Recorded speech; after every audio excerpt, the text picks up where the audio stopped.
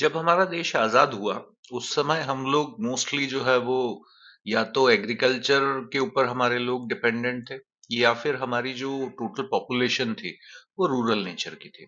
तो हमारी दो खासियतें थी उस समय। एक, हम एग्रीकल्चर के ऊपर डिपेंडेंट थे। दो, हमारी ज्यादातर आबादी रूरल थी। About 70% of the working population was employed in agriculture. हमारे जितने भी लोग काम करते थे उसमें से 70% लोग जो है एग्रीकल्चर में ही थे। हमारे मैन्युफैक्चरिंग सेक्टर में या सर्विस सेक्टर में काम करने वाले लोगों की बहुत कमी थी। About 85% of the population was living in the villages. ये रूरल की डेफिनेशन है। हमारी कुल आबादी का 85% लोग जो है वो गांवों में रहते थे। Production was carried out using irrational low productivity technology.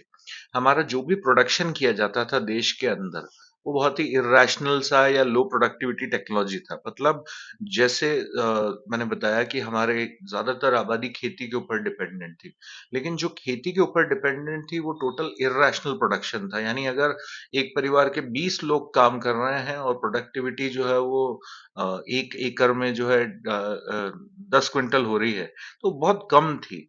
और मतलब उसके कंपैरिजन में जितने लोग काम कर रहे थे वो भी, यानी वो काम अगर 10-20 लोगों की जगह 5 लोग भी कर रहे होते तो उतनी प्रोडक्टिविटी मिलती। सिमिलरली जो टेक्नोलॉजी हम यूज कर रहे थे वो भी बहुत आउटडेटेड थी, जिसकी वजह से ओवरऑल प्रोडक्शन हमको नहीं मिल रहा था। There was no good public health system. हमारे देश में कोई पब्लिक हेल्थ सिस्टम के नाम पर भी कुछ भी नहीं था। ऐसे में जब हमारी देश में आजादी आई तो जो पहली सरकारें थी, उन लोगों के सामने जो चैलेंजेस थे, जो गोल्स उन लोगों ने बनाए, पहला था rapid economic growth to raise the standard of living. उनको चाहिए थी सबसे पहले रैपिड इकोनॉमिक ग्रोथ। इकोनॉमी में कैसे भी करके ग्रोथ लाई जाए ताकि स्टैंडर्ड ऑफ लिविंग बढ़े। दूसरा उनका गोल था अनएम्प्लॉयमेंट और पॉवर्टी को खत्म करना। यानी लोगों को बेरोजगारी इतनी ज्यादा थी, गरीबी इतनी ज्यादा थी कि इसको कम करना बहुत जरूरी था। तीसरा जो चीज था वो हमको, we wanted to become self reliant. Self reliant का मतलब होता है आत्मनिर्भर। हम लोग ज्यादातर चीजें बाहर से इंपोर्ट किया करते थे और हमारा जो खुद का प्रोडक्शन होता था वो इतना भी नहीं होता था कि हम लोग अपने आप को फीड कर पाए एटलीस्ट। तो ऐसे में जो सरकारें थी उनके सामने पहला उद्देश्य था हिंदुस्तान को सेल्फ रिलायंट बनाना। यानी हमको इंपोर्ट करने की जरूरत न पड़े, उन चीजों को हम खुद बना लें। नेक्स्ट है reduce inequalities of income and wealth. हमारे देश में अमीरी और गरीबी में बड़ी इनइक्वालिटीज थी। जो अमीर थे वो बहुत बहुत अमीर थे और जो गरीब थे वो बहुत बहुत गरीब थे। To adopt a socialist pattern of development. हमारे देश की जो सरकार थी उसने सोशलिस्ट पैटर्न अडॉप्ट किया, कैपिटलिस्ट को नहीं चूज किया। इनफैक्ट थोड़ा सा एक मिक्स जैसा अडॉप्ट किया, कुछ फीचर्स कैपिटलिस्ट की इकोनॉमी के लिए, कुछ सोशलिस्ट के लिए, और इस तरीके से सरकार ने काम करना शुरू किया। बट इन 1991, 1947 के बाद से जो प्रयास किए गए से लेकर के 1991 तक की सरकारों ने जो भी किया, पर 1991 में हमारे देश की हालत क्या थी? Heavy internal debt. हमारी सरकारों के ऊपर भारी कर्जा था। Low overall agricultural production. हमारा एग्रीकल्चरल प्रोडक्शन ओवरऑल बहुत कम था। फूड ग्रेन प्रोडक्शन बहुत कम था, इंडस्ट्रियल प्रोडक्शन बहुत कम था। Inflation was almost 13 to 14%, which is supposed to be around 5 to 6%. Shrinkage of foreign trade and imports. हमारा जो फॉरेन ट्रेड था वो बहुत कम हो गया था, बहुत कम हो गया था। एज एन एक्सपोर्ट्स हम कुछ भी नहीं कर रहे थे, हम इम्पोर्ट्स बहुत ज्यादा कर रहे थे। Depreciation of rupee by 26.7% versus US dollars. US dollar के कंपैरिजन में हमारा पैसा 26.7% तक डेप्रिशिएट हो चुका था। Fall of foreign exchange reserves. हमारी देश की सरकार के पास जो रिजर्व होता है वो बिल्कुल नीचे आ चुका था। फॉरेन एक्सचेंज हमारे पास बहुत थोड़ा सा था। ऐसे में Indian Reserve Bank of India pledges 47 tons of gold to Bank of England to raise a loan of 600 million US dollars.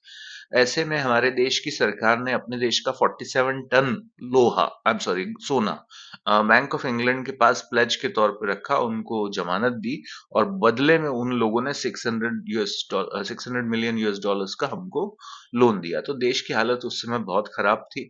शायद इस प्रेजेंटेशन के माध्यम से समझाया नहीं जा सकता उसको। उसको आप डिटेल में पढ़ सकते हैं, ऑनलाइन बहुत सारा डेटा अवेलेबल है। हमारे देश की सरकार के पास इतना पैसा भी नहीं था कि हम लोगों ने जिनसे लोन लिया था उस लोन का हम इंटरेस्ट भी चुका पाएं। दूसरा, हमारे पास इतना फॉरेन रिजर्व भी नहीं था कि हम 15 दिन तक जो है अपने इंपोर्ट्स को कंटिन्यू रख सके। तो बहुत बुरी हालत थी। ऐसे में न्यू इकोनॉमिक पॉलिसी लॉन्च की गई। ये जो न्यू इकोनॉमिक पॉलिसी है, इसको लॉन्च किया था डॉक्टर मनमोहन सिंह, जो उस समय फाइनेंस मिनिस्टर थे, और सरकार थी पीवी नरसिम्हा राव की। ठीक है, ये पॉलिसी आई थी जुलाई 1991 में। इसको न्यू इंडस्ट्रियल पॉलिसी के नाम से जाना जाता है। वेरी इंपॉर्टेंट है, बिजनेस स्टडीज में भी आपको इस चैप्टर के बारे में, न्यू इकोनॉमिक पॉलिसी के बारे में बताया जाएगा। साथ ही आपका जो इकोनॉमिक्स है, उसके इंडियन इकोनॉमिक डेवलपमेंट का जो थर्ड चैप्टर है, वो भी आप पढ़िएगा। लिबरलाइजेशन, प्राइवेटाइजेशन एंड ग्लोबलाइजेशन, वो भी इसी के ऊपर बेस्ड है। तो ये जो इकोनॉमिक पॉलिसी आई, बेसिकली इसमें क्या क्या था? तो पहली चीज थी लिबरलाइजेशन, दूसरा था प्राइवेटाइजेशन, और तीसरा था ग्लोबलाइजेशन। एक एक करके ये तीनों चीजें मैं आपको समझाता हूँ। लिबरलाइजेशन का मतलब होता है to liberate industry from the chains of licensing system. हमारे देश में जितनी भी इंडस्ट्रीज थी, उसको एक लाइसेंसिंग सिस्टम की चेन से बांधा गया था। ठीक है, अब इसका मतलब क्या हुआ, सुनिए आप। जब हमारा देश आजाद हुआ, तो उस समय पब्लिक सेक्टर ने मेजर रोल प्ले करना चालू किया, और प्राइवेट सेक्टर के लिए बहुत ज्यादा स्कोप्स नहीं था। ठीक है, ऐसे में जो गवर्नमेंट ने एस्टेब्लिशमेंट्स तैयार किए, जो कंपनीज बनाई, जो ऑर्गेनाइजेशंस बनाए, सारा काम वही किया करते थे मेनली, और प्राइवेट सेक्टर के पास बहुत ज्यादा स्कोप नहीं था। प्राइवेट सेक्टर की हालत ऐसी थी कि वो लोग, अगर कोई इंडस्ट्री डालना चाहता है अपने पैसों से, कोई बिजनेसमैन, तो उसको इतने लाइसेंसेस चाहिए होते थे, इतनी परमिशन चाहिए होती थी कि वो आइडिया ड्रॉप कर देते थे। टेक्निकली बहुत मुश्किल था। साथ ही अगर आपने जैसे तैसे बिजनेस खोल लिया, अब अगर आप उसको एक्सपैंड करना चाहते हैं, आप उसको ग्रो करना चाहते हैं, तो फिर से आपको लाइसेंसेस लेने थे। तो ये सारा एक बहुत जटिल प्रक्रिया था। It was a complex procedure. तो 1991 में जो न्यू इंडस्ट्री पॉलिसी आई, उसमें ये पूरा लाइसेंसिंग सारी व्यवस्थाओं को समाप्त कर दिया गया। तो इस वजह से कहा गया है कि लिबरलाइजेशन, यानी आजादी मिली इंडस्ट्रीज को लाइसेंसिंग से। अब कोई भी व्यक्ति आसानी से बिजनेस कर सकता था। सेकंड था प्राइवेटाइजेशन। प्राइवेटाइजेशन का मतलब है, जैसा मैंने आपको बताया, कि जब देश आजाद हुआ, उसके बाद से लेके 1991 तक जो मेजर रोल प्ले किया, वो पब्लिक सेक्टर ने किया। यानी गवर्नमेंट से रिलेटेड जितने भी वो थे, उन लोगों ने अपना जो है वो इंडस्ट्रीज में काम किया। प्राइवेट सेक्टर के लिए बहुत कम रोल था। अब सरकार जब न्यू इकोनॉमिक पॉलिसी लेकर आई, तो उन्होंने क्या किया, ज्यादातर पब्लिक सेक्टर इंडस्ट्रीज को या तो उन्होंने प्राइवेट सेक्टर के हाथों में बेच दिया, या फिर उसमें से डिसइन्वेस्टमेंट कर दिया, यानी अपने कुछ शेयर जो है वो बेच दिए। तो इस तरीके से अब प्राइवेट सेक्टर के लिए रास्ते खुल गए थे बड़ी इंडस्ट्रीज में काम करने के। तीसरा जो काम न्यू इकोनॉमिक पॉलिसी ने किया, वो था ग्लोबलाइजेशन। यानी इंडिया को फॉरेन ट्रेड के लिए बिल्कुल ओपन कर दिया गया। कोई भी फॉरेन की कंपनी आकर इंडिया में बिजनेस कर सकती थी। ठीक है, तो इसको कहा गया globalisation, encouraging foreign private participation in India's industrial development. तो कोई भी फॉरेन की कंपनी आके इंडिया में इंडस्ट्री डाल सकती थी। तो ये तीन पॉलिसीज हैं, लिबरलाइजेशन, प्राइवेटाइजेशन और ग्लोबलाइजेशन, जिनको शॉर्ट में एलपीजी भी कहा जाता है। बड़ा इंपॉर्टेंट इकोनॉमिक्स का ये चैप्टर है। खैर, आगे देखते हैं लिबरलाइजेशन का और क्या मतलब है। Freedom in fixing the prices of goods and services. अब जो है इंडस्ट्रीज अपने सामानों का या सर्विसेज का भाव खुद तय कर सकती थी। पहले इसके लिए भी उनको गवर्नमेंट से परमिशन लेनी पड़ती थी। नेक्स्ट है abolishing licence requirement in most of the industries. ज्यादातर इंडस्ट्रीज में लाइसेंस लेना पड़ता था, अब उसको अबॉलिश कर दिया गया, खत्म कर दिया गया। reduction in tax rate and lifting of necessary controls, unnecessary controls over the economy। तो जो टैक्स रेट्स थे उनको कम किया गया, साथ ही जो अननेसेसरी सरकार ने पॉलिसीज बना के रखी थी, उनको भी लिफ्ट कर दिया गया, यानी कि हटा दिया गया। नेक्स्ट है making easier to attract foreign capital and technology to India. Foreign के लोगों को इंडिया में आके बिजनेस करना आसान बनाया गया। Simplifying procedures for exports and imports. देश से एक्सपोर्ट करना या देश में इंपोर्ट करना, दोनों को आसान बनाया गया। इसी को लिबरलाइजेशन कहा जाता है। नेक्स्ट है privatisation, giving greater role to private sector and reduced role to public sector. यहाँ पे कहा गया है कि प्राइवेटाइजेशन का मतलब है कि प्राइवेट सेक्टर अब ज्यादा ग्रो करेगा, उसको ज्यादा काम दिया गया, पब्लिक सेक्टर के रोल को कम कर दिया गया। To improve the efficiency of public sector undertakings by giving them autonomy. पहले जो पब्लिक सेक्टर अंडरटेकिंग सीधे डायरेक्ट गवर्नमेंट ऑपरेट कर रही थी, अब उनको थोड़ी ऑटोनॉमी दी गई, थोड़ी आजादी दी गई कि वो अपने बिजनेस को खुद को कैरी ऑन कर सके।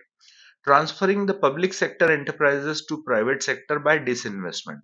काफी सारे पब्लिक सेक्टर एंटरप्राइजेस जो थे, पीएसयूज जो थे, पीएसईज थे, उनको सरकार ने प्राइवेट सेक्टर के हाथों में दे दिया बाय मींस ऑफ डिसइन्वेस्टमेंट, यानी उसमें से अपने शेयर्स बेच दिए। लास्ट है globalisation. Globalisation is mixing of the economy of the country with the world economy. अपने देश की इकोनॉमी को पूरी दुनिया की इकोनॉमी से जोड़ देने को ही ग्लोबलाइजेशन कहते हैं। Creation of network and activities to go beyond economic, social and geographical boundaries. तो इस तरीके से नेटवर्क बनाए गए या ऐसे काम किए गए जिससे कि हमारे देश की इकोनॉमी, सोसाइटी और सारी चीजें जो है वो ज्योग्राफिकल बाउंड्रीज के बाहर निकल सके, बाहर से लोग हमारे यहाँ आके काम कर सकें, हमारे लोग बाहर जाकर काम कर सकें। Increased level of interaction and interdependence among the various nations of global economy। Globalisation की वजह से होता क्या है, अलग अलग जो देश हैं, ठीक है, वो आपस में एक दूसरे के ऊपर इंटरडिपेंडेंट होते हैं और साथ ही इंटरैक्ट करते रहते हैं। इसी को ग्लोबलाइजेशन कहा जाता है। तो जो न्यू इंडस्ट्रियल पॉलिसी आई थी 1991 में, ये मेनली उसके फीचर्स थे। Impact of government policy changes on business and industries। 1991 में गवर्नमेंट ने नई इंडस्ट्रियल पॉलिसी लेके आए, उसका बिजनेस और इंडस्ट्री पे क्या असर पड़ा। अ, कई सारे इम्पैक्ट्स हैं जो हम यहाँ पे देख सकते हैं, एक एक करके हम इस पे बात करेंगे। पहला था threats from MNCs, reduction of budgetary support to the public sector, increasing competition, more demanding customers, market orientation, essential for change, rapidly changing technological environment। एक एक करके देखते हैं। तो सबसे पहला जो इम्पैक्ट है, थ्रेट फ्रॉम एमएनसीज। जैसे कि हमारी बात हुई थी, ग्लोबलाइजेशन हुआ। ग्लोबलाइजेशन का मतलब क्या था, फॉरेन की कंपनीज अब इंडिया में आके कैपिटल इन्वेस्टमेंट कर रही थी, यहीं प्रोडक्शन कर रही थी और यहीं सेल कर रही थी। इससे हुआ क्या, जो हमारी डोमेस्टिक कंपनीज थी उनको बहुत टफ कंपटीशन झेलना पड़ा इन मल्टीनेशनल से। क्योंकि जब मल्टीनेशनल्स आते हैं तो ये ह्यूज कैपिटल लेके आते हैं, बहुत एग्रेसिव एडवर्टाइजिंग करते हैं, तो कस्टमर्स जो हैं बहुत तेजी से इनकी तरफ अट्रैक्ट हो रहे थे। Huge entry of multinationals in Indian markets bring new challenge to Indian industries to compete with them। यही चीज कही गई है। जब बाहर से huge multinational आई तो हमारी इंडियन कंपनीज के लिए बड़ा प्रॉब्लम हो गया। फॉर एग्जांपल, हमारी डोमेस्टिक कंपनी थी Godrej, whereas foreign giant like Pepsi, तो आपस में कंपटीशन बहुत टफ हो गया था। नेक्स्ट जो इम्पैक्ट था, that is reduction of budgetary support to public sector. जैसा कि मैंने बताया था, पब्लिक सेक्टर को गवर्नमेंट जो है वो अब डिमोटिवेट कर रही थी और प्राइवेट सेक्टर को जो है वो अपहेल्ड कर रही थी। वो चाहती थी प्राइवेट सेक्टर ज्यादा काम करे। तो ऐसे में सरकार ने जो पब्लिक सेक्टर की इंडस्ट्रीज थी उनके लिए अपना बजट बहुत कम कर दिया, उनको फाइनेंस करना कम कर दिया। The central government's budgetary support for financing the public sector has declined. To survive and grow, PSUs will have to be more efficient and generate their own resources।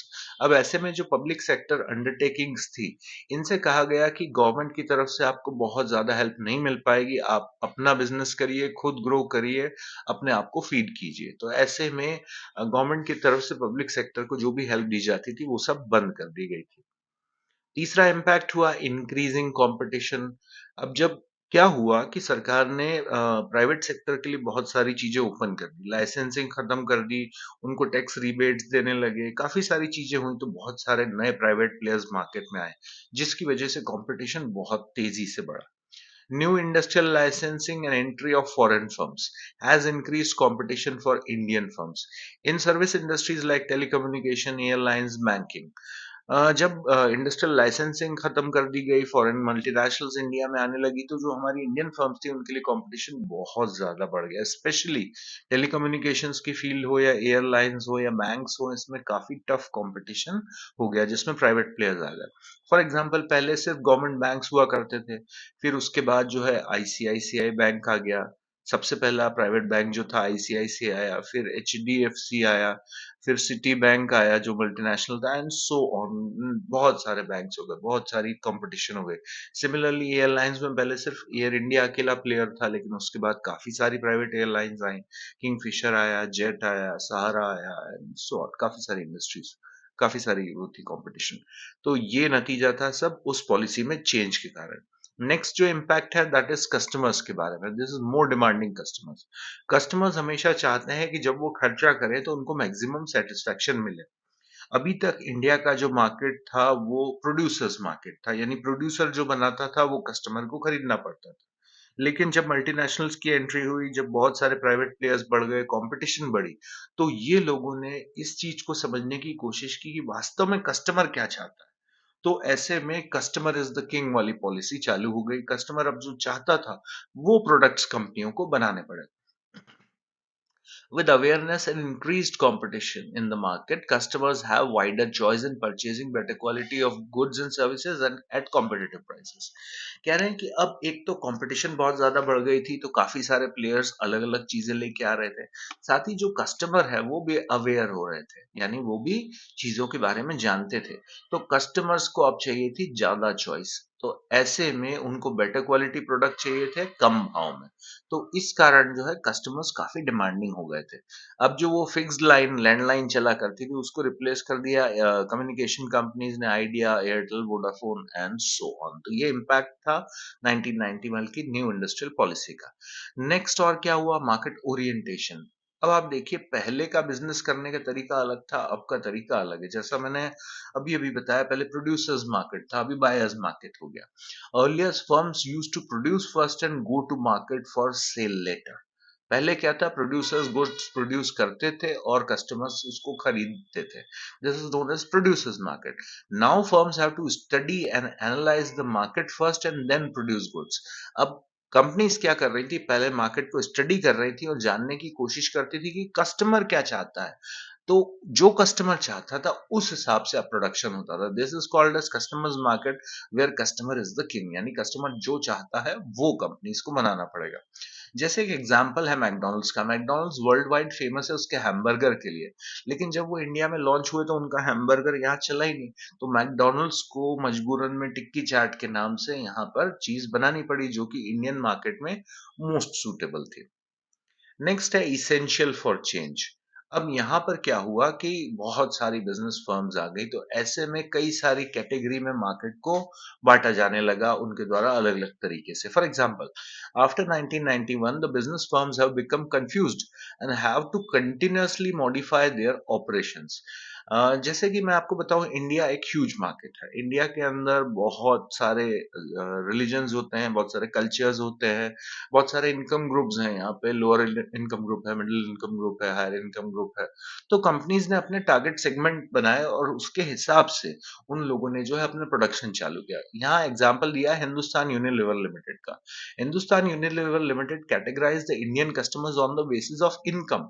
Example, इनके एक ही sector में इनने अलग अलग product बनाए, जैसे बनाया wheel या फिर रिन और सर्फ एक्सेल। ये तीनों जो है कपड़े साफ करने का काम करते हैं, लेकिन ये तीनों अलग अलग कैटेगरी के कस्टमर्स के हैं। जहां व्हील और रिन थोड़ा सा लोअर क्लास या मिडिल क्लास के लिए है, वहीं पर सर्फ एक्सेल जो है वो कंपैरेटिवली हायर इनकम ग्रुप के लिए बनाया गया। तो ये एक चेंज हुआ यहाँ पर। Rapidly changing technological environment. 1991 की पॉलिसी के बाद से इंडिया में टेक्नोलॉजी भी बहुत तेजी से चेंज हो रही थी। Companies are making huge investment in research and development to grow faster. ऐसे में कंपनीज जो है R&D के ऊपर काफी खर्चा करने लगी थी, रिसर्च और डेवलपमेंट में, यानी कि नई नई चीजें बनाना कस्टमर्स की रिक्वायरमेंट के हिसाब से और फिर उन चीजों को बेचना। तो ये एक बहुत जनरल वो हो गया था ट्रेंड यहाँ पर। जैसे एक एग्जांपल दिया Hyundai का। Hyundai एक ऑटोमोबाइल मैन्युफैक्चरर कंपनी है, कोरियन है। Setup with an investment of rupees 184 crore, the new 2 lakh square feet facility, 200 square feet, 2 lakh square feet facility R&D center in Hyderabad to respond even more quickly to changing customer needs across the world. इस company ने 2 lakh square feet का सिर्फ एक R&D department बनाया है हैदराबाद के अंदर, जिसमें 184 करोड़ रुपीस इसने सिर्फ R&D के ऊपर खर्चा किए, ताकि वो जान सके कि कस्टमर्स चाहते क्या हैं और कैसे कंपनी उसको फुलफिल कर सकती है। तो ये सारे इम्पैक्ट्स थे जो न्यू इंडस्ट्रियल पॉलिसी 1991 में लॉन्च हुई थी उसके।